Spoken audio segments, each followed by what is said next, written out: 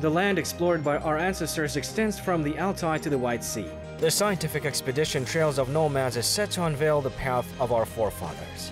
A 3-year-long expedition heads for the west. A group of scientists led by a pilgrim of the 21st century, Sapari Skaka visited more than 20 countries in 70 days. Watch an amazing story of a great journey in the program Trails of Nomads.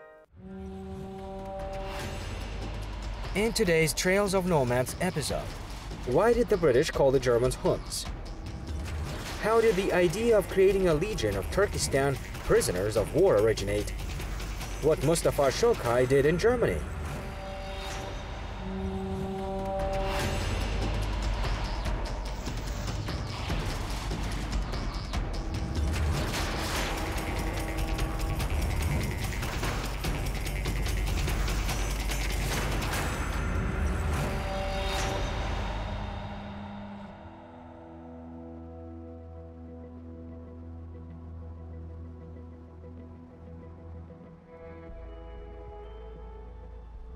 All is vanity.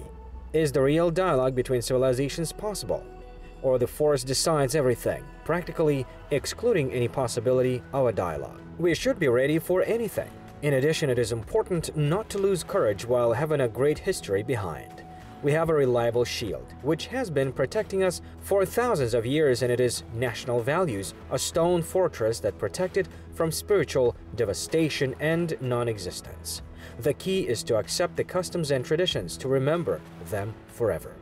Only this way we can look to the future with confidence. In fact, that was the main goal of the expedition following the footsteps of ancestors. Its participants went from the east of Europe to the west. The next stop after Poland was Germany.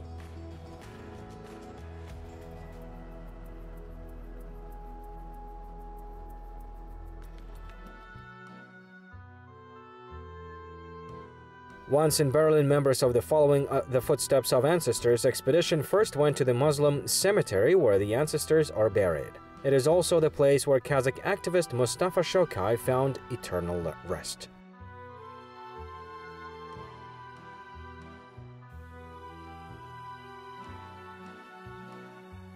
"My unfulfilled dreams are buried here," are the words written on the tombstone of Mustafa Shokai. His dream was to save the Turkestan peoples from oppression, to bring freedom closer. He fought for that until the end without a weapon in hand, but with knowledge, because he knew how to appreciate peace and tranquility. His views were different from the ones of the Soviet ideology. The road to freedom included suffering and torment. However, the son of the steppes continued his way toward freedom, his cherished goal.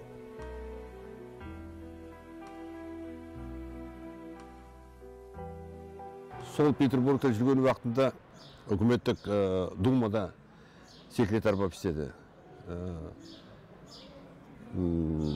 Әлихан Бөкейхановтың. When he was in St. Petersburg, he was a secretary in the State Duma.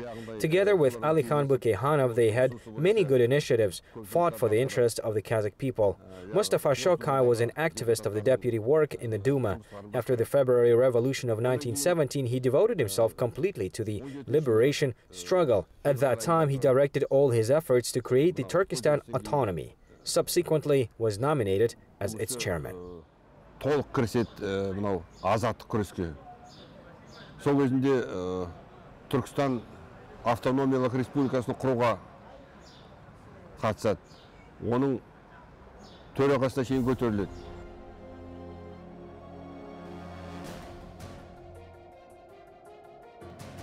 After the events in September of 1917, the Soviet government began to persecute national leaders.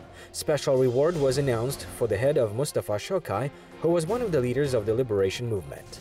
A prominent activist cared not only for his people. During the period of squandering, he proclaimed the idea of creating autonomy. During the 4th All-Muslim Congress on November the 27th, 1917 in the city of Kokand, he voiced the proposal to create the Turkestan autonomy. Muhammadjan Tanishbayev was the first leader, and then Mustafa Shokai headed the government. Their goals and plans were so high and impressive that they caused the fear of those who were in power in Moscow at that time. The revenge for the fear was humiliation and mockery. In February of 1918, the Turkestan autonomy was dissolved. The leadership of the autonomy has been persecuted. Mustafa Shokai was forced to leave to Europe. He has reached France via Turkey and then went to Germany. Even far away, he cared a lot about his motherland. He published magazines such as New Turkestan and Young Turkestan. They raised acute issues affecting the fate of the people. Mustafa Shokai spoke about the destructive power of the Bolsheviks, lectured in Turkish, English, and French.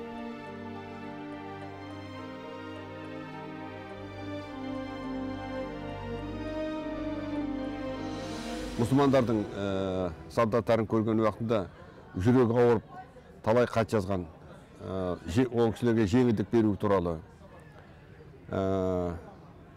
Бірақ ондай жеңілдік болмады.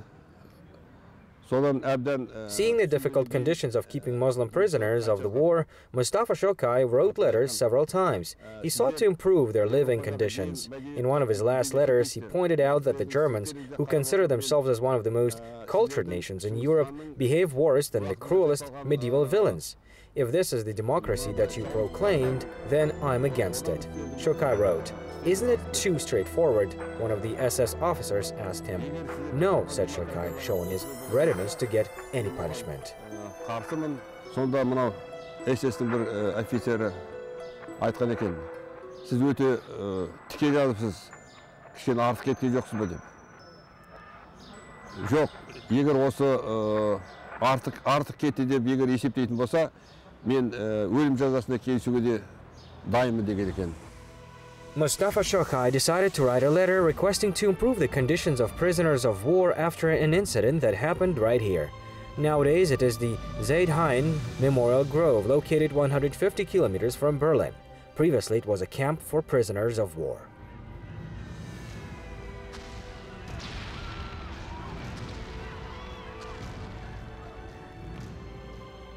History teaches us that Hitler made a treacherous attack, violating the agreement. Therefore, the Red Army was not prepared during the first days of the clashes. Unarmed, untrained citizens were put on the front line, which led to many victims, including those who were captured. In his memoirs, Marshal Zhukov wrote, "In 1941, on September the 18th, near Kiev and Kharkov, a 650,000 army was surrounded. And in 5 years, the enemies captured almost 5,700,000 soldiers, including the Kazakhs and many representatives of the Turkic peoples. Of course, this information cannot be considered as the evidence of some inferiority of those soldiers. It's all about the leadership and the tactics of combat that they used." For example, in the Kharkov battle, a weakly armed 106th Akmolensk Cavalry Division was ordered to go against German tanks.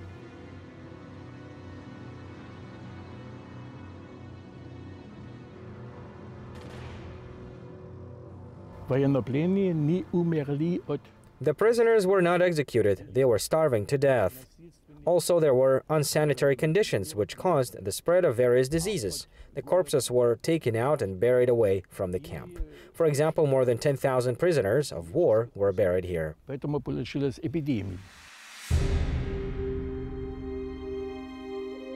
When the Second World War began, the German command came up with the idea to form military units with captured Soviet soldiers. They also wanted to use the combat potential of the representatives of the Turkic peoples for their own purposes.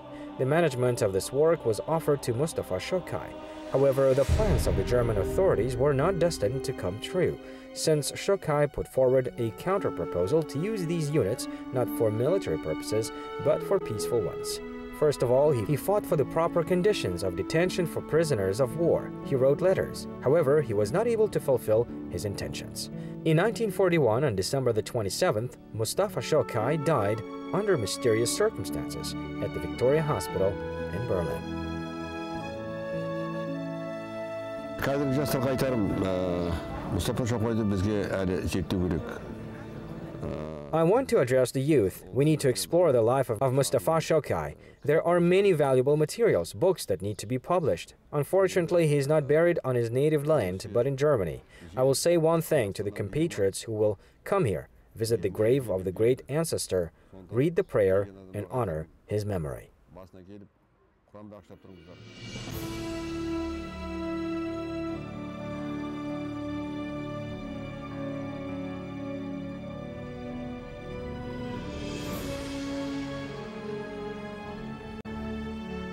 Mustafa Shokai was highly respected among the Turks of Europe. His idea of creating the Turkestan autonomy impressed many. That's why they followed and supported him. They saw him as a leader. Germany, of course, needed such a person who was willing to destroy the Soviet communist regime. The Hitler chancellery was deeply mistaken, deciding that Shokai can be steamrolled. Hitler's bloodthirsty plans for the enslavement of Central Asia added confidence to the actions of Mustafa, who not only refused to cooperate but also opposed fascist methods. In the Zaidhan Memorial Grove, members of the expedition, following the footsteps of ancestors, discussed all these issues with local historians. Biz екі лагерде болдық бұрынғы. Оның ішінде қазақтардың көбірек болған екі лагерінде болдық. We visited several camps, including those where Kazakhs were among the prisoners of war. We took a list of over 150 Kazakh names. All of them are placed in social networks. If someone finds out their relatives among them, they can contact us. We will help them to find out more information. We will give addresses, tell you how to look, how to find the grave and visit it. I think this is a sacred duty of descendants.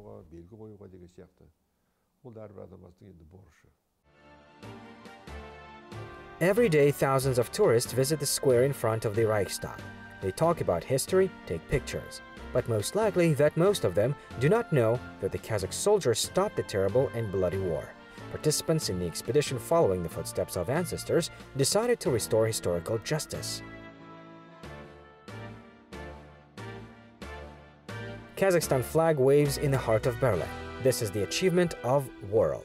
But it was not easy to reach these bright days. Strong and resolute senior Lieutenant Rakhimjan Koshkarbayev received an historic order. The distance between the Hitler bunker and the Reichstag is small, exactly 360 meters. But the firing here did not stop for a second. It was uninterrupted. Koshkarbayev crawled to the destination almost 7 hours. Eventually, the order was executed. Rakhimjan Koshkarbayev hoisted the banner of the victory over the Reichstag.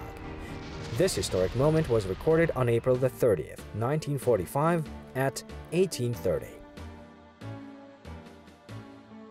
It is a matter of honor to pay tribute to the soldiers who passed half the world through fire and water and restored the peace. Therefore, the participants of the expedition while in Berlin did not miss the opportunity to honor the memory of their grandfathers. Scientists visited places of military glory, bowed to heroism and the fallen soldiers. Biz ақырғы жауынгердің сүйегін тапқанша іздестіруді тоқтатпауымыз керек. Search and identification of unknown soldiers is our civic duty. Many died on the battlefield. Some faced very hard challenges while being in captivity. The memory of our ancestors is the main wealth of the human soul. Көп адамдар тұтқында болды, көбісі сол жақта қаза тапты. Сондықтан біз еш уақытта оны ұмыта алмаймыз. We talked about the connections between Kazakhs and Germans in modern history, but they began in ancient times, in around 4th to 5th centuries. After the Sacs, the Huns came to the historical arena. They left a notable mark in history, changing the ethnic composition and political map of the entire Eurasian continent. The massive advance of the Huns to the west gave impetus to the great migration of nations, which lasted for several centuries. The Huns reached Europe. Other tribes moved along with them, including a large number of Sarmatians. Resettlement began from the 2nd century BC and lasted until the 4th century AD. And in the 5th century, Attila conquered almost all the states of the Old World, which are now considered to be powerful. The Goths, who were known for their cruel and barbarian way of life, were also among the defeated ones. Attila's army consisted for a quarter of Sarmatians. 25 to 30% were the Germanic peoples and the rest were the Huns. Therefore, now the Germans consider Attila as their ancestor. During the reign of the German Emperor William I, the English called the Germans descendants of the Huns, according to the numerous historical manuscripts. In Germany, Attila is called Etzel.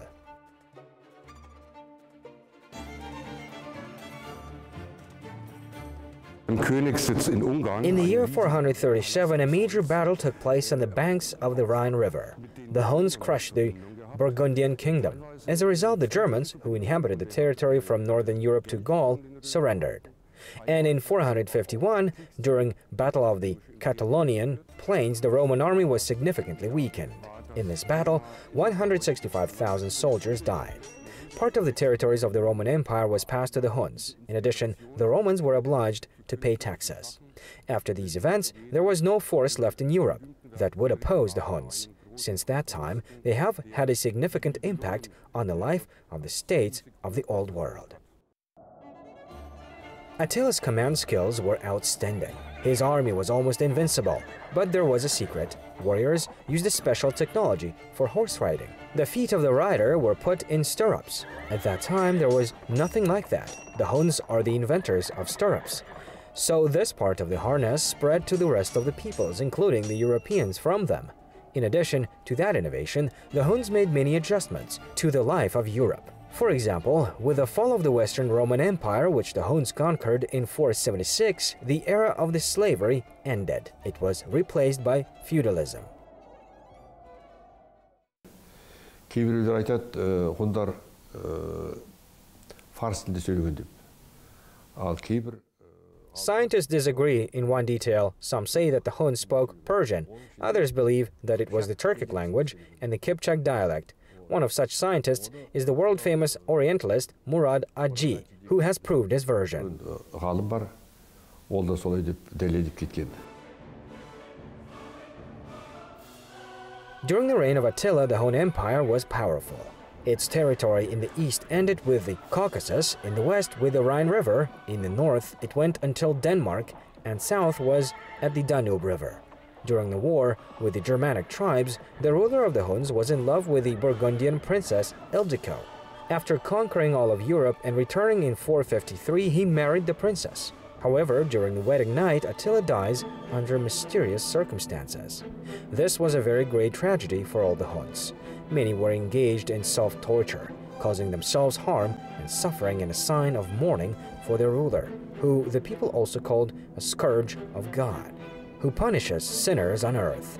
Similar rituals of mourning are also present among the Kazakhs, today's descendants of the Huns. During the 19 years of his reign, Attila became a truly great ruler. Today in European countries, his name stands in a line with Alexander the Great, Julius Caesar. After the battle at the Rhine, Attila became famous throughout the world. Legends started to appear along with works devoted to him by the poets and writers. The German people have a heroic epic, the Song of the Nibelungs. It has a chapter about the battle between the Huns and the Burgundians. According to the researchers, Kipchak poets wrote this epic was written based on a dastan, the epic work Attila. Based on it, the German composer Richard Wagner created epic music dramas. The Ring of the Nibelung in the 19th century, and in the 20th century, a lot of feature films were devoted to Attila. He has a special place in the culture of the West. The exposition dedicated to the Hun Empire and their ruler Attila in the Berlin Museum shows objects of everyday life, weapons and other items used by the Huns. They are very similar to Kazakh ones. This once again confirms the fact that all national values, customs and traditions originate from the Saxon Huns.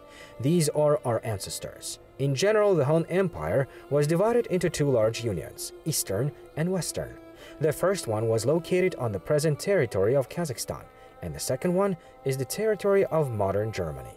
Now it is unknown what ties they had. German scientists suggested to work on this topic together with Kazakh historians. In addition, they have repeatedly visited Kazakhstan while studying the history of the Huns.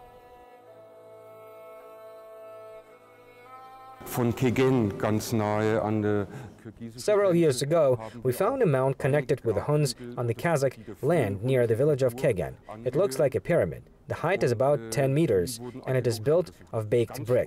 It has not yet been possible to launch a full-scale excavation. We are interested in this, and I think the Kazakh-German joint group of scientists will work on this project.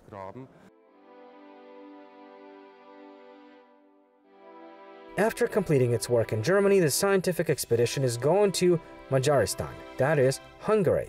There are enough monuments connected with Attila the Hun on the sacred land as well. In addition, in the 8th century, between the Danube and the Tisza, the Kipchaks lived, who were later beheaded by the Khan Kotyan. The next episode will show new evidence of the kinship of the Kazakhs and the Magyars.